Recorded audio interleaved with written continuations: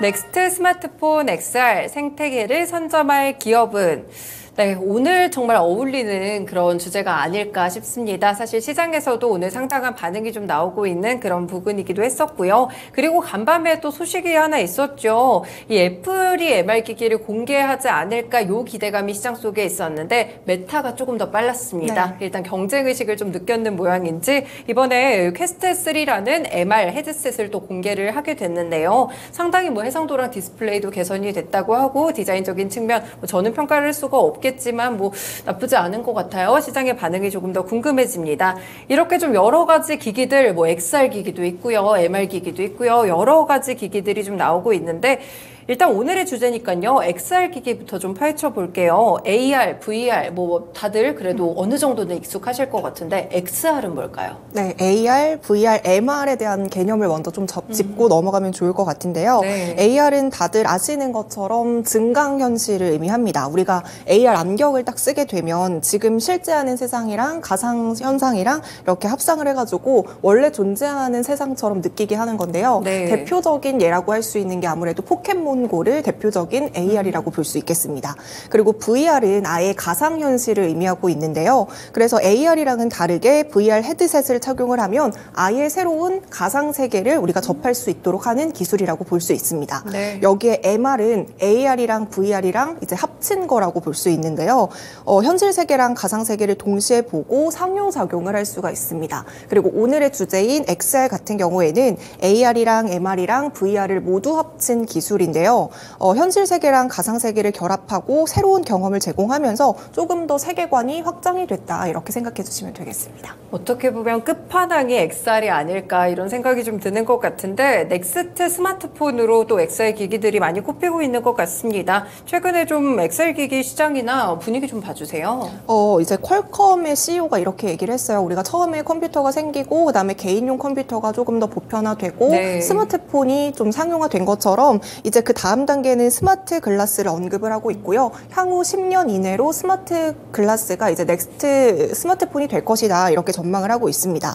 기존에 우리 VR 헤드셋 같은 경우에는 사실 네. 조금 무겁고 부피가 크고 이런 단점이 있잖아요. 여기에 스마트폰 같은 경우에도 물론 편리한 물건이긴 하지만 그쵸? 우리가 손에 꼭 쥐어야 된다라는 단점이 있습니다. 그래서 우리가 처음에 이제 애플워치가 딱 나왔을 때도 네. 애플워치가 굳이 필요하겠느냐라고 했었지만 이제 손에 차고 쉽게 볼 수 있으니까 상용화가 됐잖아요. 그쵸. 마찬가지로 이제 스마트 글라스 역시 휴대성이 굉장히 좋고 양손도 자유롭게 사용을 할 수 있기 때문에 이런 부분에 대해서 이제 스마트폰의 대체제가 될 것이다 이렇게 전망이 되고 있습니다.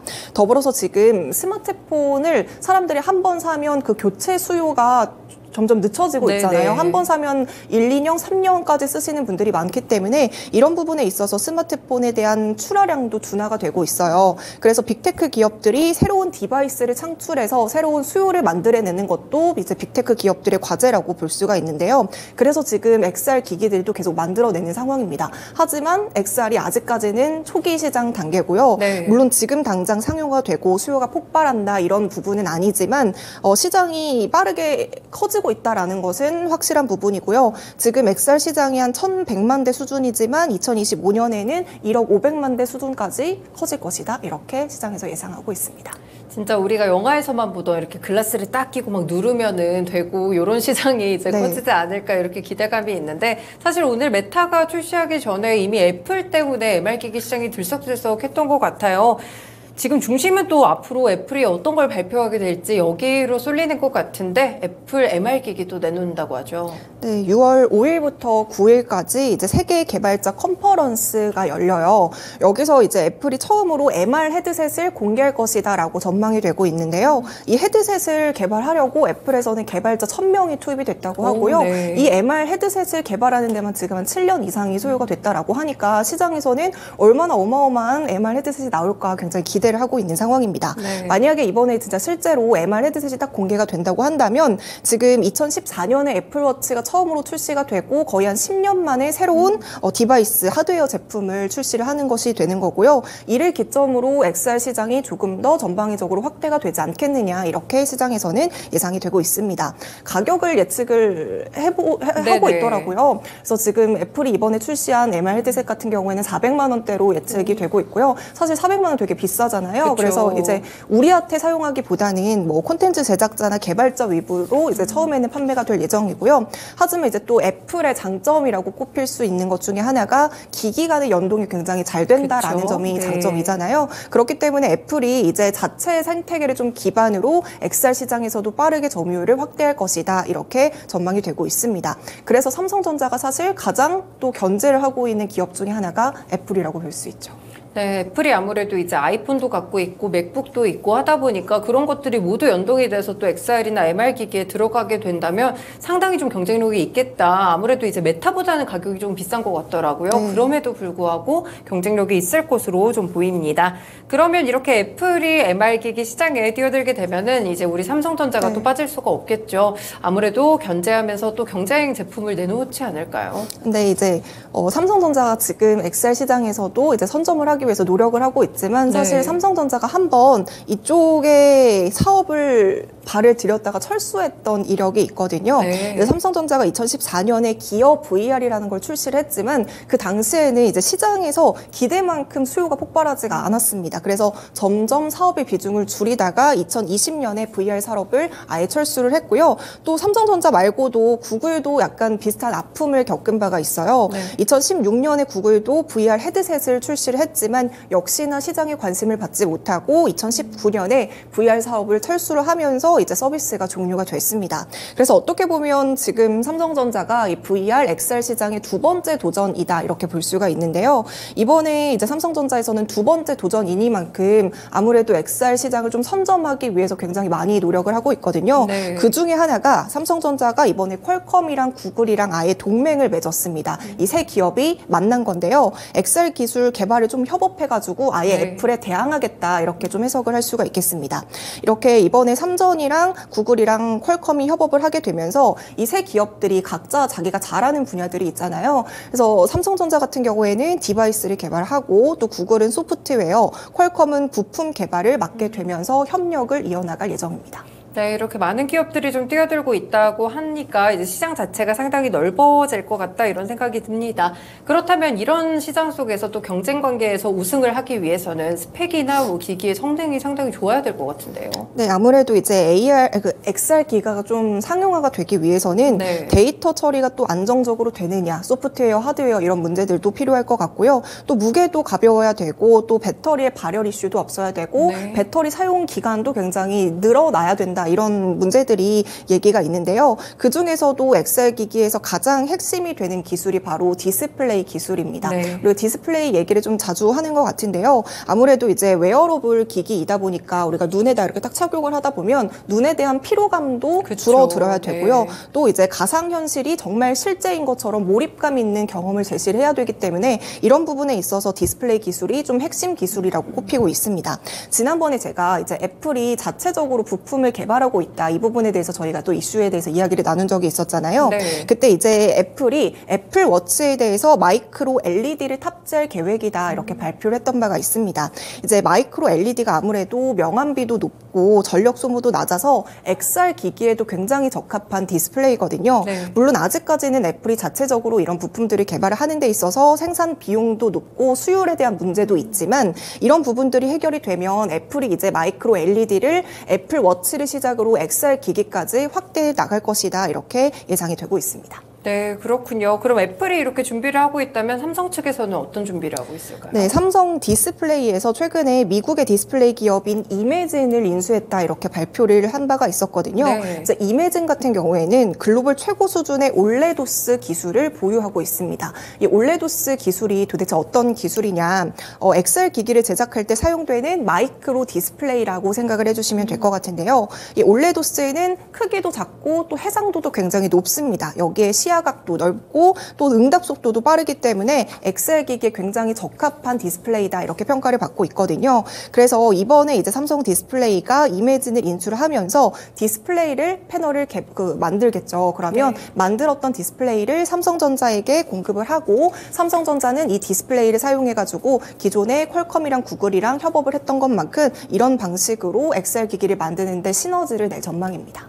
네, 아무래도 이제 대부분 시장들은 좀 포화 상태잖아요. 스마트폰도 그렇고, 뭐, TV나 이런 산업들은 이미 뭐, 사양 산업에서 접어들었다 이런 평가까지도 나오고 있는 것 같은데, XR 기기 시장이 확실히 좀 블루오션이긴 한 것 같아요. 아직 전혀 뭔가 딱 어떤 기업이 선점을 했다라고 보기가 좀 어려워가지고요. 그러면 여러 빅테크 기업들도 지금 XR 기기 관련해서 좀 준비를 하고 있지 않을까요? 네, 지금 제가 애플이랑 삼성전자를 말씀을 드렸지만 애플이랑 삼성전자는 이제 막 XR 시장에 뛰어들고 있는 상황이고요. 네. 앞에서 오늘 오프닝 때 말씀해 주셨던 메타가 사실 XR 시장에서는 가장 큰 점유율을 가지고 네. 있습니다.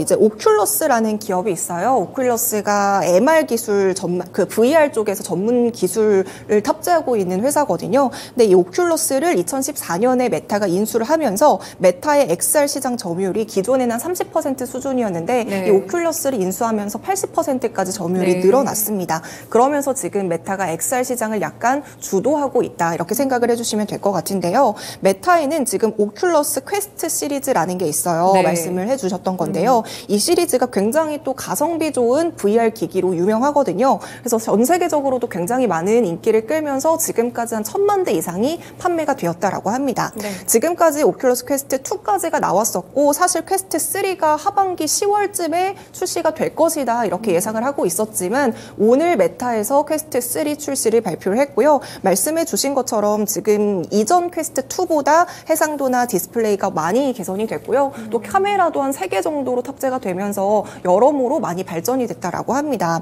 지금 가격 같은 경우에는 65만 원 수준에서 맞아요. 신제품이 네. 시작이 된다고 하는데요. 어찌됐건 10월에 출시 예정이었는데 갑자기 이렇게 딱 공개를 하게 된 것은 메타가 어느 정도 애플이 VR 시장에서 선점을 하는 모습을 보고 견제구를 먼저 날린 것으로 보고 있습니다. 네, 예정보다 4개월이나 먼저 당기기가 쉽지는 않았을 그렇죠. 것 같은데 괜찮은 가격 그리고 또 빠르게 출시를 하면서 확실히 이 시장을 내가 잡아나가겠다 이런 메타의 의도가 좀 보이는 것 같습니다. 아무래도 이렇게 빅테크 기업들이 하나둘씩 선점을 하게 되면요. 분명히 점유율을 잃는 기업들도 네. 있을 것 같거든요. 메타가 이렇게 점유율을 점점점 넓혀가는 과정에서 네. 이제 HTC라는 헤드셋 전문 기업이 있어요. 이 기업은 되려 점유율을 잃어가고 있습니다. 이 HTC의 XR 시장 점유율은 2022년을 기준으로 2.5% 수준이거든요. 굉장히 네. 미미한 수준입니다. 사실 HTC는 한때 VR 헤드셋 시장에서 어느 정도의 점유율을 가져가던 기업이었거든요. 근데 이제 메타에서 이제 오큘러스 이제 퀘스트 출시를 이후에 점점점 이 기업에 대한 점유율이 떨어지고 있고요. 이 HTC는 VR 헤드셋인 바이브 프로 2를 출시를 했지만 앞서서 메타가 출시했던 기기보다 굉장히 성능이나 가격 경쟁력이 떨어진다라는 평가를 받고 있는 상황입니다. 지금 HTC도 XR이나 VR 시장에서 어느 정도 점유율을 다시 끌어올리기 위해서 굉장히 노력을 하고 있는 상황이지만요. 네. 지금 삼성전자도 뛰어들고 있고 애플도 뛰어들고 있고 이미 메타는 XR 시장에서 어느 정도 점유율을 가져가고 있기 때문에 훨씬 더 많은 노력이 필요하다 이렇게 시장에서는 예상하고 있습니다. 네, 그렇군요. 지금 들어보니까 시장 점유율이 메타가 가장 높은 것 같은데 2위 점유율은 그럼 어떤 기업이 가져가고 있나요? 네, 메타 다음으로는 마이크로소프트를 꼽을 수가 있는데요. 마이크로소프트가 지금 XR 시장에서 17.8% 수준으로 2위의 점유율을 가지고 있습니다. 마이크로소프트는 VR 헤드셋인 홀로렌즈를 통해서 XR 시장에 좀 진출을 했는데요. 이 홀로렌즈는 현실 세계에 가상에 있는 물체를 좀 겹쳐서 보여주는 네. 혼합 현실의 기술을 구현하는 기기라고 볼 수 있습니다. 이 기술을 통해서 이제 사용자가 현실 세계랑 가상 세계를 동시에 경험을 할 수가 있는데요. 처음에는 이 마이크로소프트의 VR 기기가 교육용이라던가 기업용으로 출시가 되고 있지만 지금은 뭐 제조나 의료 굉장히 다양한 분야에서도 이 기기를 활용하고 있고요. 또 마이크로소프트도 지금 홀로렌즈의 성능을 어느 정도 더욱더 향상시키고 가격을 조절하면서 시장 경쟁력을 가지기 위해서 노력하고 있습니다. 네, 그렇군요. 이제 애플까지 출시가 된다면 XR에 대한 본격적인 경쟁이 하반기부터 펼쳐질 것 같은데 저희는 또 시장을 봐야 되니까요. MR이나 XR 관련 종목으로는 어떤 거 보면 될까요? 네, 여러 가지 뭐 디스플레이 기업들도 있고 여러 가지 기업들이 있는데 오늘 제가 이제 좀 공부를 해보려고 가져온 종목은 라운텍이라는 종목입니다. 네. 이 라운텍은 AR이나 그 VR 쪽의 글라스의 핵심 부품인 마이크로 디스플레이 솔루션을 국내 최초로 상용화한 회사라고 볼 수 있는데요. 이제 국내에서는 유일하게 마이크로 디스플레이 팹리스 기업이에요. 그래서 이제 여러 가지 OLED들을 설계하고 반도체, 파운드리 그리고 이제 디스플레이 패널을 업체에 통해 가지고 위탁 생산을 하고 있는 기업이다 이렇게 생각을 해주시면 될 것 같은데요. 앞서 앞서서 제가 XR의 가장 핵심이 되는 기술이 디스플레이 기술이다 이렇게 말씀을 드렸는데요. 지금 라운텍은 AR이나 XR 쪽의 디바이스에서 가장 많이 사용이 될 것으로 예측하고 있는 LCOS도 생산을 하고 있고요. LCOS뿐만이 아니라 마이크로 OLED, 마이크로 LED 여러 가지 멀티 마이크로 디스플레이에 대한 기술을 모두 다 확보를 하고 있기 때문에 이 부분에 대해서도 굉장히 경쟁력 있는 기업이라고 꼽히고 있습니다. 따라서 이제 증권가에서도 XR 시장이 커지면 커질수록 수혜를 받는 기업이 라운텍이 될 것이다 이렇게 예상을 하고 있고요. 또 XR뿐만이 아니라 지금 차량용 HUD 시장에서도 LCOS의 점유율이 한 58% 수준이거든요. 근데 라운텍 같은 경우에는 북미 쪽에 고객사를 두고 있기 때문에 여기서도 북미 고객을 기반으로 성장이 함께 확대될 것으로 전망이 되고 있습니다. 네, 라운텍 관련 종목으로 또 꼽아주시면서 여러 가지 증권가들의 시각까지 함께 둘러봤습니다. 이제 애플까지 출시가 된다면 하반기에는 본격적으로 XR 기기 어느 기업이 선점을 하게 될지 과연 지각 변동이 일어나게 될지 상당히 궁금해지는 시점입니다. 그 전에 이슈 먼저 쉽고 재밌게 분석해드렸으니까요. 한번 다시 살펴보셔도 좋을 것 같습니다. 일부 쉬운 이슈 읽어주기였습니다.